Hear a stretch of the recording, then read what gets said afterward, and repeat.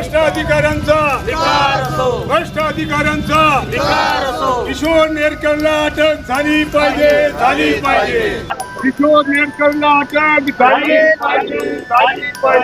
किशोर नेरकरला अटक झाली पाहिजे याचा आका कोण आहे त्याचा शोध घेतलाच पाहिजे याचा आका कोण आहे किशोर नेरकरला 8 दिवसाच्या आत जर अटक नाही झाली तर ह्याच ठिकाणी भव्य आणि मोठ्या प्रमाणात आंदोलन छेडण्यात येईल। गुन्हा नोंदवल्यानंतर पोलिसांनी त्याला फरार केलं, तो फरार झाला नाही।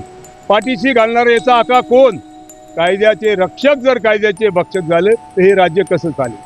मालेगाव तालुक्यात गेल्या अनेक वर्षापासून अनेक कर्मचारी राजकीय व प्रशासकीय लोकांच्या आशीर्वादाने विविध पोलीस स्टेशनवर ठाण मांडून बसले आहेत। त्यामुळे शहरात चोऱ्या माऱ्या वाढलेल्या आहेत आणि याला आशीर्वाद जर असेल कोणाचा तो पोलीस अधीक्षक नाशिक ग्रामीण यांचा आहे असं माझं स्पष्ट मत आहे। आमच्या न्यूज चॅनलला लाईक करा, शेअर करा, सबस्क्राईब करा आणि बेल आयकॉनवर क्लिक करा।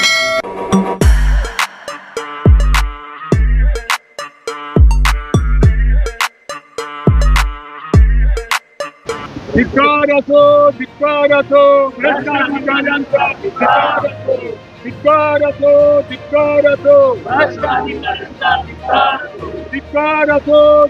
असो चोर अधिकाऱ्यांचा धिक्कार असो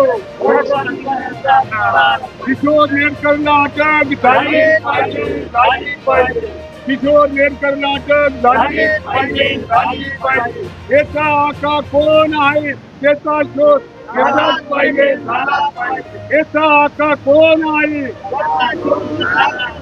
याचा आका कोण आहे पोलीस किशोर नेरकरला अटक झाली पाहिजे। या मालेगाव शहरात किशोर नामक पोलिसाने मालट्रक थांबून घोडगे शिवारात ज्या मालट्रकवाल्याकडून एक खंडणीची अपेक्षा ठेवली आणि माल जरी 20 लाखाचा नसेल पण सर्वप्रथम त्याच्याकडे 20 लाखाची मागणी करण्यात आली। 20 लाखाची मागणी न करता त्याच्यावर तडजोड झाली, 7 लाखावर आली।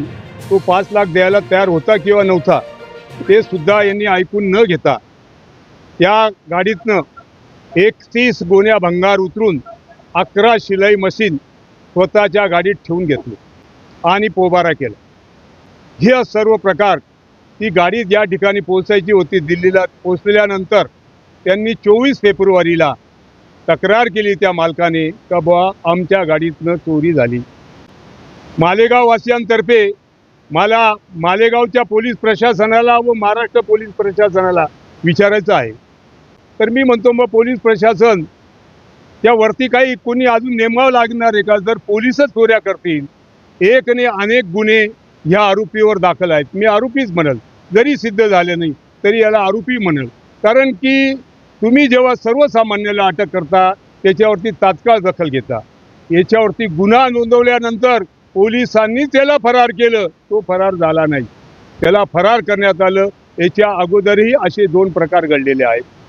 त्याचा लेखाजोखा पोलीस प्रशासनाकडे शासनाकडे आहे। मग याला पाठीशी कोण घालतं?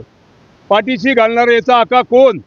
कायद्याचे रक्षक जर कायद्याचे भक्षक झाले तर हे राज्य कसं चालेल? याच्या अगोदर एक चंदन तस्कर त्याने 150 किलो चंदन तस्करी केली, त्याच्यावरती गुन्हा दाखल आहे, अटक झाली असं म्हणतात, पण अद्यापर्यंत पोलिसांनी खुलासा केला नाही। जर हा कलंक पोलीस प्रशासनावर लागत असेल तर मग ते पोलीस प्रशासन कोणाचं? काय यांची भूमिका आहे? हे फक्त देखावा करतात।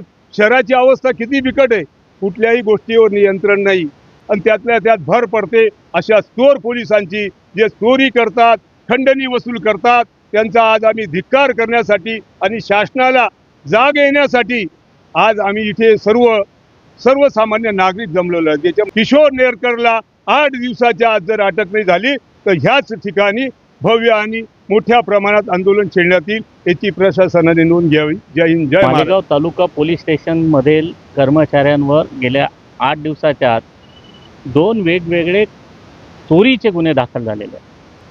राज्य सरकारने ज्यांच्यावर संरक्षणाची जबाबदारी दिली आहे, ज्यांच्यावर चोरांना अंकुश आणण्याची जबाबदारी दिली आहे, चोरांचा शोध घेण्याची जबाबदारी दिली आहे, तेच जर चोऱ्या करत असतील तर या सर्वसामान्य जनतेच्या रक्षणाचं काय, हा प्रश्न निर्माण झालेला आहे.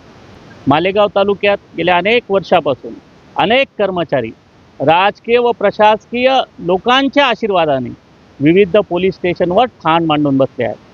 त्यांची करोडोची माया त्यांनी जमा केलेली आहे आणि त्यातून ते आपला राजकीय आणि प्रशासकीय हितसंबंधाचा वापर करून आपली बदली मालेगाव तालुक्याबाहेर होऊ देत नाही आणि ती बदली होऊ नये यासाठी ते सर्वार्थाने प्रयत्न करतात.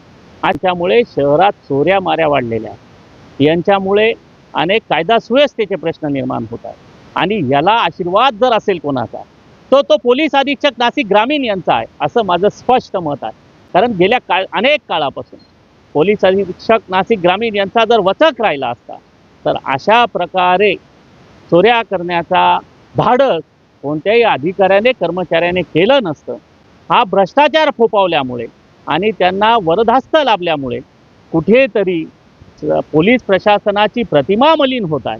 मला वाटतं मालेगावच्या इतिहासात असा कलंक जर लागत असेल तर त्याला सर्वस्वी लोकप्रतिनिधींसोबत प्रशासकीय अधिकारी देखील जबाबदार आहेत.